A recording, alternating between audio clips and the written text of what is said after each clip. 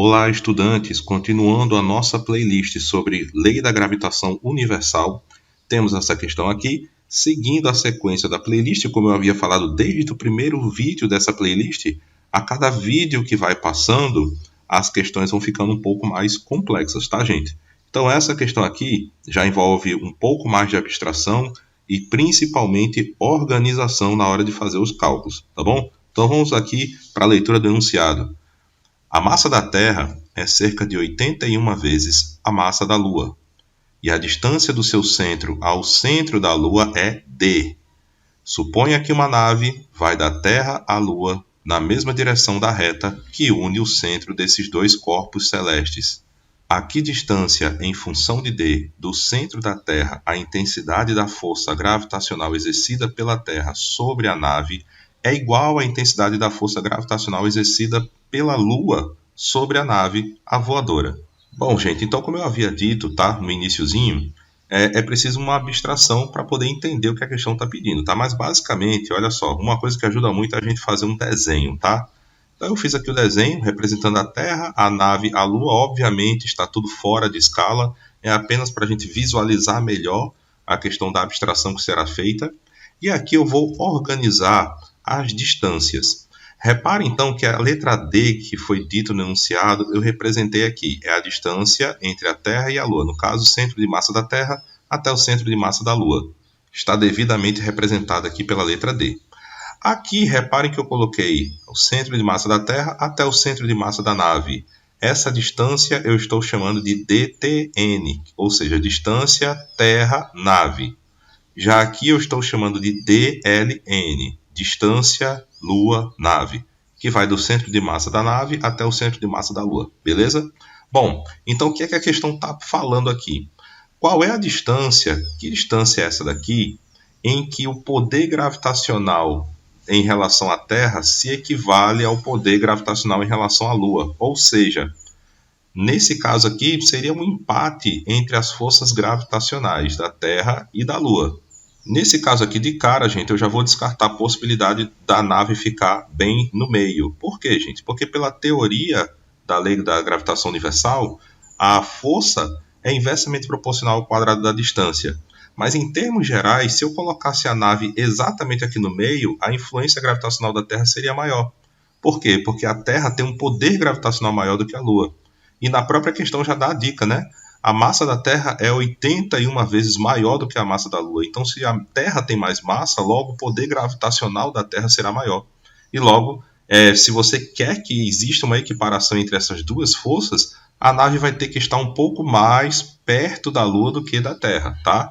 Agora, esse tanto a mais aqui é o que a gente vai calcular aqui, tá bom? Então, nesse caso, para ver o equilíbrio entre essas duas forças aqui, eu vou então igualar o poder gravitacional de ambos os corpos celestes aqui, ó. Considerando que as forças vão se anular, então temos que considerar que as forças terão que ter o mesmo módulo. Se eu for abrir então essa equação, repare que eu vou ter a equação da lei da gravitação universal aqui, da Terra em relação à nave e da nave em relação à Lua.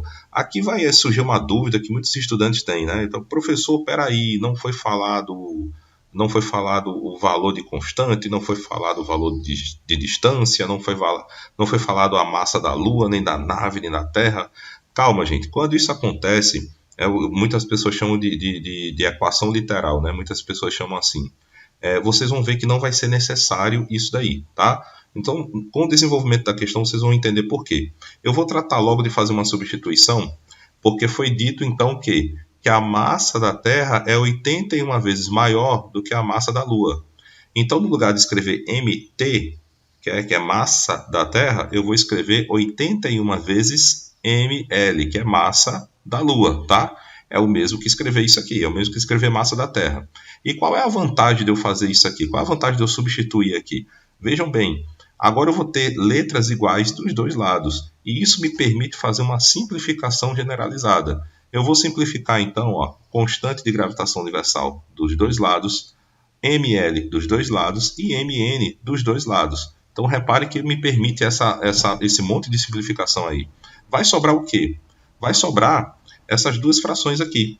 Então nesse caso eu vou fazer agora duas coisas. Vou multiplicar meio pelos extremos e depois eu vou tirar esse quadrado de todo mundo aqui. Eu vou tirar a raiz quadrada de todos os termos. Vai ficar desse jeito aqui, ó.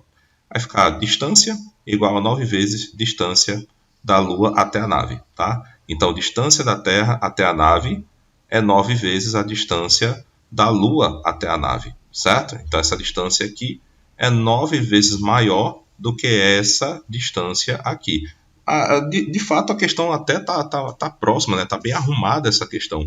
Mas vamos deixar ela mais formal para ficar mais parecido com o que o enunciado pede, tá? Eu vou fazer o seguinte, olha.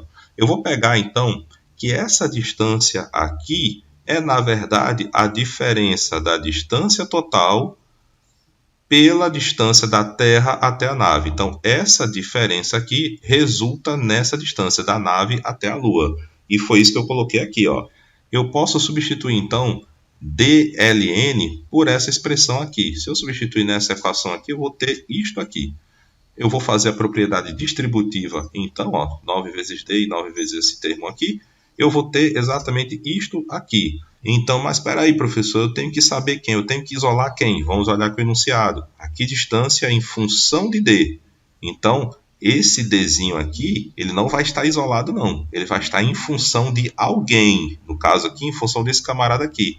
Ou seja, eu vou ter que isolar esse camarada aqui, até porque é isso que ele pede no enunciado, né? Que distância do centro da Terra, tá? Então, essa é a distância que vai do centro da Terra até o centro da nave. Eu vou isolar, então, essa letra D que está aqui. O 10 vai passar dividindo e a minha expressão final será esta aqui, beleza? Então, essa é a distânciazinha que foi pedido no enunciado da questão, tá bom, gente? Foi realmente uma questão um pouquinho mais complexa que as outras, tá? Existem muitas questões de física que adoram perguntar essas coisas, não só gravitação universal, mas campo elétrico, campo magnético. A que distância um corpo deve estar de duas fontes para que a resultante sobre esse corpo seja nula, se estiver imerso em dois campos, de dois corpos, geradores e por aí vai, tá? Então isso aqui é apenas um modelo de questão, tá bom, gente? Eu espero então que tenham entendido, eu espero que tenham gostado. Qualquer dúvida, postem aqui nos comentários. Até a próxima e bons estudos.